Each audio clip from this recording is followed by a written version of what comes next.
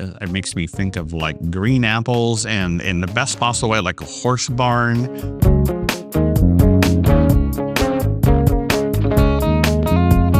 Hello and welcome to My Tiny Bottles, the project where I'm exploring my grandmother's legacy of miniature liquor bottles, one tiny bottle at a time. I'm your host, Tammy Coxon, and I'm here today with Matt Pietrek. Matt is also known as Rum Wonk, and he is sort of like a rum guru and someone that I've been hoping to taste with for a while. And so I was really excited when I found this bottle of Mauny rum because I know nothing about it and guaranteed that Matt will know more about it than I do. Why is that, Matt? Tell people why you would know about this bottle. I'm happy to. Thank you for having me on. So I do a number of things. I used to be a software engineer and decided it was much more fun to write and research and drink rum and talk to people about rum. So I am an educator, consultant, whatever you need me to do. If it involves rum, I will probably be happy to do it. I'm the author of Modern Caribbean Rum, the largest book on rum ever written. I write the Rum Wonk Substack. I still write the Cocktail Wonk, a blog, contribute to that every once in a while. And we have a small publishing company, Wonk Press, where we publish our books and other people's books in this sort of rum, tiki, tequila space. And last but not least, I'm the community envoy for the West Indies Rum and Spirits Producers Association. Think of it as like the rum trade group of Caribbean rum producers, people like brands like Mount Gay, Appleton, Angostura. I get to work with those people every day. So it's a pleasure to be on. Thank you so much for joining me. It is great to have you here. And for you to have me here. We're in New Orleans. I was visiting and I found out that Matt lived here and I was like, oh, perfect. I can combine my fun with my fun. Something like that. Can't call this work. So this is Mauny, and it is a Martinique rum. So it's a rum from the Martinique Islands. So these are French holdings for a variety of reasons, which I go into in my episode about this bottle, which should be in the feed just before this episode. They make rum from sugarcane juice, predominantly there now, instead of molasses, like most of the rest of the world. So really distinctive character, really interesting history.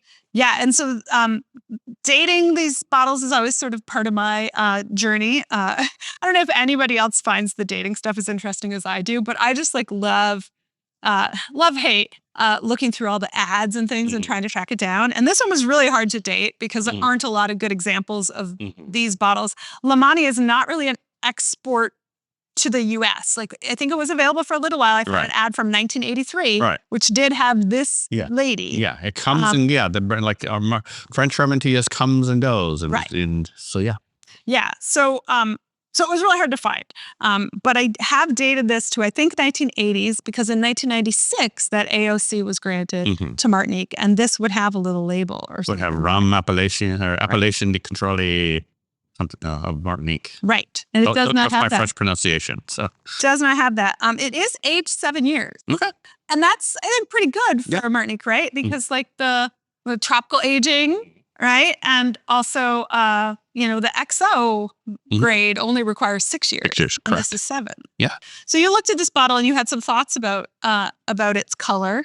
So I'm looking at it and it's certainly possible that this is 7 years in the Caribbean. I mean, things age faster in the Caribbean. It's warmer, but it's still, I see a lot of 7-year rums that are not this dark. So depend on maybe what the, type of cask, how old the cask was, but also, it's from an era where dark was like, oh, dark is must be better. And so sometimes caramel gets used. So I don't know if it's caramel or not. I'm not trying to be offensive if anybody's like, no, we did not do that. But it's unusually dark for a 7. If you told me this is a 12, I would believe you. Interesting. Okay.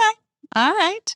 Do you know anything about the Mauny brand? So Mauny is a distillery. It's in my recollection. It's in the south part of Martinique, I believe, on the southwestern corner of Martinique. The distillery and the company also the entity, the corporate enterprise, if you will, basically also makes Trois Rivières, and pardon my, I'm sure, butchered pronunciation, Trois Rivières, and also Duquesne, Okay. Duquesne, which for a while, maybe he still is. Ed Hamilton was bringing cane into the U.S. But Mauny is the distillery is technically like Mauny.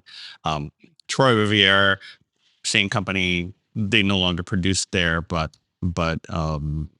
is made at the Mauny distillery. Right. They all sort of consolidated. Yeah, consolidated there. Yeah. And in fact, if you go to the distillery, which I've done, you'll see there's like 5 stills, and I think 2 say Mauny ones. Oh, 2 say Troy Riviere, and 1 says Duquesne. Interesting. So I will say my secret shame as a rum fan is that I typically do not love Agricole rums, and I always feel like a little like I'm missing something. I'm coming around a little bit, but if you asked me what my if you gave me an array of rums to choose from and one of them was an Agricole, it's probably the last one I'd taste. No, this is lovely. This is very consistent with what I would expect from it. That there's an aroma you get from an unaged or very young Agricole, that grassy aroma.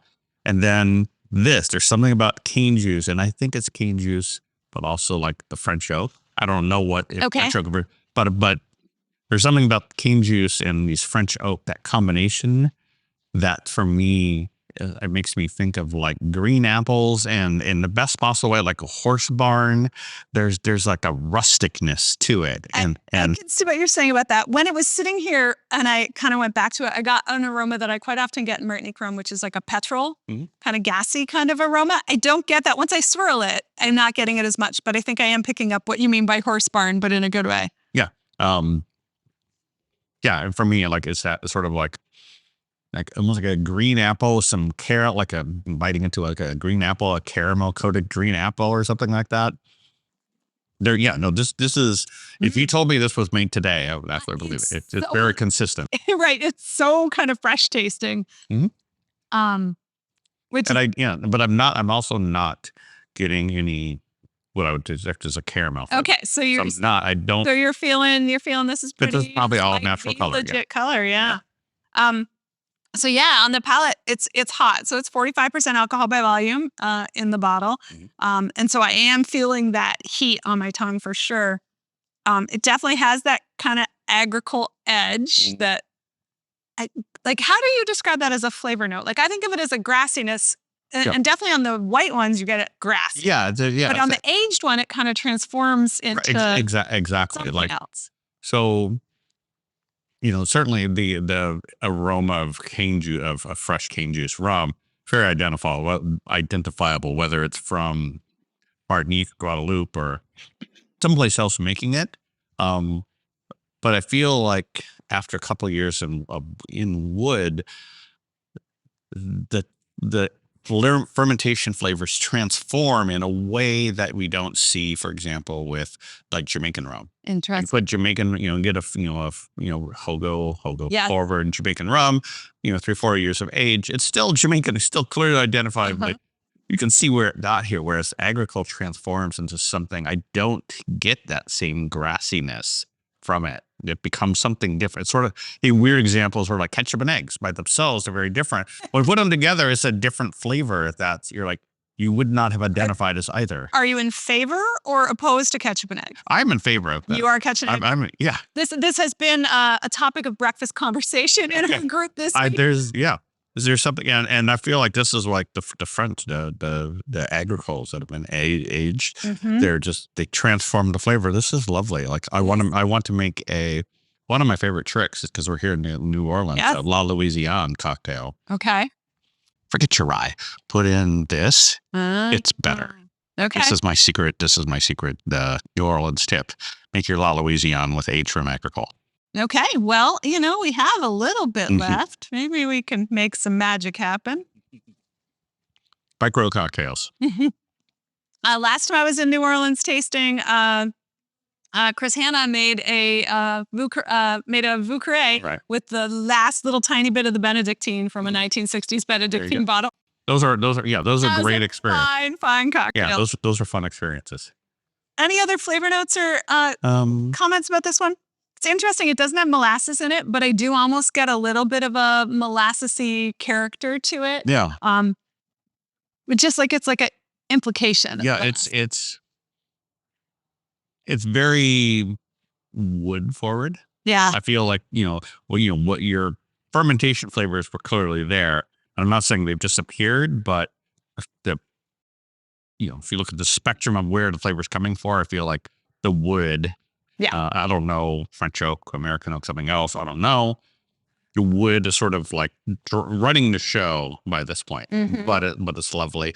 And there's no other style of rum that ends up with this flavor. Like, I can pick that out, like instantly. I mean, if all the Martinique rums tasted like this one, I might actually be more of a fan, or maybe I am just slowly coming around. It was like olives and blue cheese. I don't like olives and blue cheese for a long time, and now I do. Yeah. So maybe it took me a while too. Have matured into Martinique rum. Yeah, exactly. You get comfortable, like, oh, this is weird, but I'm okay with that. Well, thank you for being part of the maturation process for me, Matt, and for sharing all of my your pleasure. there. My pleasure. Where can people find you online?